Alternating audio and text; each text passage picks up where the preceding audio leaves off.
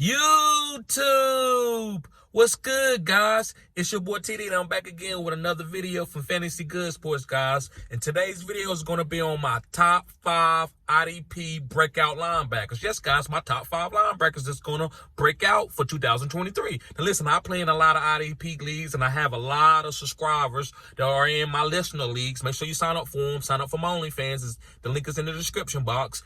That want IDP videos. So, guys, I'm about to start on the IDP. Here you go for my linebackers that's about to break out. And listen, guys, I know y'all gonna steal some of my players because I still got some listener leagues that I'm gonna be doing. So make sure you sign up, guys.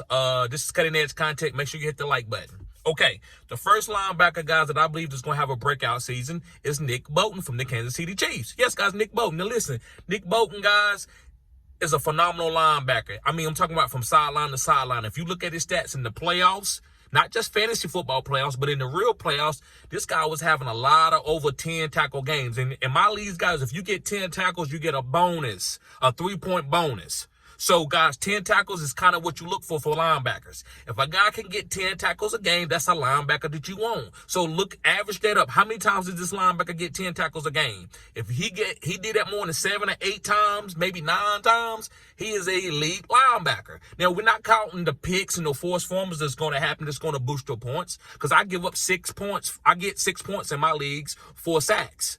Right? The IDP is equivalent in my league. I play like real football in my league, general manager type stuff in my league. So, guys, Nick Bolton is a great linebacker for him from sideline to sideline. 10 tackle guy. That's what he does. Moving on, guys. I'm not going to hold you up on this video. Make sure you hit the like button, subscribe to this channel. This is cutting edge content. So, my next linebacker, guys, that's going to break out in 2023 is Quay Walker. Yes, guys, Quay Walker from the Packers, from the Green Bay Packers. And the reason why I like Quay Walker, guys, if you look, when he finally started they started letting him play the whole game. 10 tackle guy. He was getting a lot of 10 tackles. Now, listen, Devondre Campbell is really good too, but he outperformed Devondre. So I believe Quay is going to be the number 1 linebacker on this team. Quay can guard top of the line tight ends. He can get picks. He can get forced fumbles. God, he's a hybrid. He's one of these guys that can guard Travis Kelce or Darren Waller, or can come in the box and blitz off the edge. So he's getting sacks, he's getting picks, he's getting forced fumbles, and he's a 10 tackle king. So, guys, I love Quay Walker. Make sure you pick him up. This is his 2nd year in the league. All right, moving forward. And also, guys, he got first round, I think, draft capital. Yes, first round draft capital. So these guys are going to play. Next guy, guys, this is his going into his 3rd year of the league, is Pete Werner from the New Orleans Saints. Yes, guys, Pete Werner. And listen, he's a strong side. Well, actually, he's a weak side linebacker. He's not a middle linebacker. Most of the time, guys, I want middle linebackers. Those are the guys that get usually 10 tackles a game. But sometimes special linebackers that play the weak side can get a lot of tackles. Those are guys like Lance Briggs, old school Lance Briggs from the Chicago Bears, Pete Werner. He can play the weak side. That's where Luke Kuechly started off, playing the weak side linebacker. So those guys, usually you're not really getting blocked. You're just chasing the ball from the backside. They're not running the ball at you. The strong side linebacker is usually the guy that's taking on blocks. So that's a little, giving y'all some little gas right there. So Pete Werner, guys, last year for the first 6 games until he got hurt, he was a top 5 outside linebacker in a 4-3 system. Not a 3-4, 4-3. 3-4, no outside linebackers, they rush the passer. In a 4-3, these guys are flowing to the ball. So these guys are they're not getting blocked. They just trying to get tackles and picks and stuff. They're not really covering a lot of guys. They're just playing in the zone, right? I love Pete Werner. If he stays healthy, I think he's going to be another top 5 guy. This guy come from Ohio State. He wasn't a top first round pick, but he was like a 2nd, 3rd round pick guy that can flow to the ball. That's what it's about. It's not always being a Ray Lewis or a Luke Kuechly. So a lot of linebackers that are really good are late round picks, because, you can't draft everybody in the 1st round. So I love Pete Werner, guys. He's a 10 tackle guy, but he gets tackles and forced fumbles too. He gets turnovers. He's not a sack guy, but he does get a lot of tackles and he get a lot of turnovers. So I love Pete Werner. Moving forward, guys, to my number 4 guy, and it's Jamin Davis from the Washington Commanders. Yes, guys, Jamin Davis. And the reason why I like Jamin Davis, guys, his draft capital. Now, listen, his first year, he didn't have a great year, but I still drafted him in a lot of drafting IDP leagues because of his draft capital. He was a top 15 pick. He was one of the first linebackers off the board for the Washington Commanders. So, guys, this guy is another weak side linebacker in a 4-3. He just plays the same position as Pete Warner. And this guy was flowing to the ball. Now, listen, is he as good as Pete Warner? Might not be. Well, he wasn't last year. But this year, I think he has a chance to be on that level, right? So I'm taking Jamin Davis because of his draft capital and also his athletic ability. This guy runs. He's for 4'5". He's big and he's fast, right? He just needed to learn the system, the Ron Rivera system. And I think he's learning that system. He's been watching Thomas Davis. He's been watching Luke Kuechly because you know that's what Ron Rivera is putting on the board for him to try to be like, right? So, guys, I love Jamin Davis. Last but not least, and I got two bonus guys if you watch the whole video. Yes, I got two bonus guys, so thank y'all for tuning in. But the last but not least guy is Jack Sanborn. Now, listen, a guy at work that loves fantasy football, he turned me on to this guy. He's like, look, man, this is one of the best linebackers in the league. I was like, who, man, who you talking about? He was like, Jack Sanborn. I was like, okay. So we go through another week. He's like, look, I told you he had 12 tackles. I was like, okay. We go to another week. He had 15 tackles. I'm like, dang.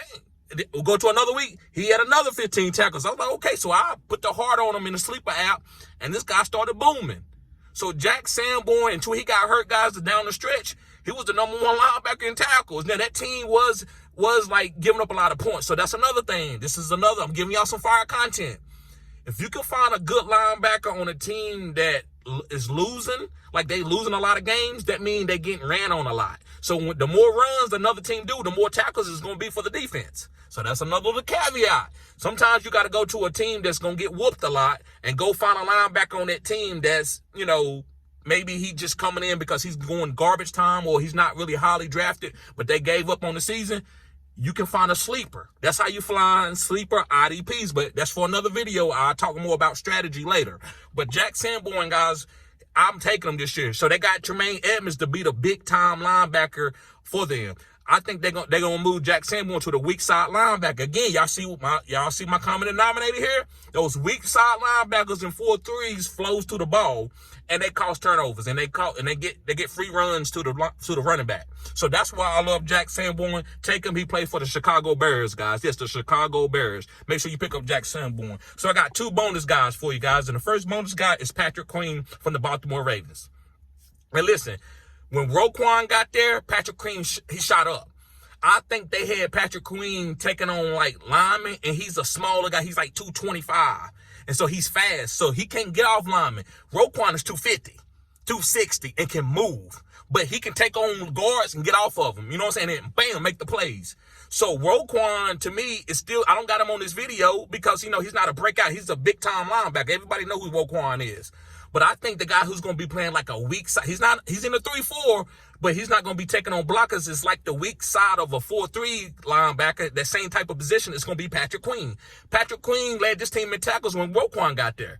And they didn't even want to pay Patrick Queen once Roquan got there. They didn't add him on to his first, they usually give first rounders, they give him the 5th-year option. They didn't even sign him for the 5th-year option. So this guy's mad. So he's up for a breakout year because he's angry. Oh, okay, y'all don't want me? Well, we're going to see you. I'm going to build my value. That way, whoever want me, I'm going to be good. Kind of like they did Josh Jacobs. That happens a lot in the NFL or sports. You want a contract year, you perform your ass off, right? So I love Patrick Queen from the Baltimore Ravens, guys. Make sure you pick him up. Last but not least is Alex Singleton from the Denver Broncos. Alex Singleton played for the Philadelphia Eagles a couple years ago, and he came out of nowhere and boomed. And so, guys, when he went to Denver, they kind of took him, you ain't that good, you older, you a special teams player. He was like, okay, I'll play special teams. And they signed him for like $2 million. They going through all these other big-time linebackers. They getting ate up. They put Alex Singleton out there about week 6, week 7, and that boy went dumb. Now, they was giving up a lot of run, where they was a good passing, one of the best passing defenses out there with those corners they got. But people could run on them a little bit. And as their team got better, they started getting better on their defense. Alex Singleton started having like 20 tackle games, 15 tackle games. And he's been doing that for the last 2 years, having like crazy tackle games, like 20, 25 tackles. So Alex Singleton is a sleeper. And I think this year, guys, they still got some other young guys there. I'm still going with Alex Singleton, and you can get him late. You ain't got to draft him early. I don't know how you do in IDP. IDP is so far out there. It's kind of hard to do an ADP for these guys, but it doesn't matter. These guys are still, Alex Singleton is still going to be really good. So just make sure you get him at the proper ADP, guys. So guys, I'm not going to hold you up on this video. Make sure you hit the like button, subscribe. Peace.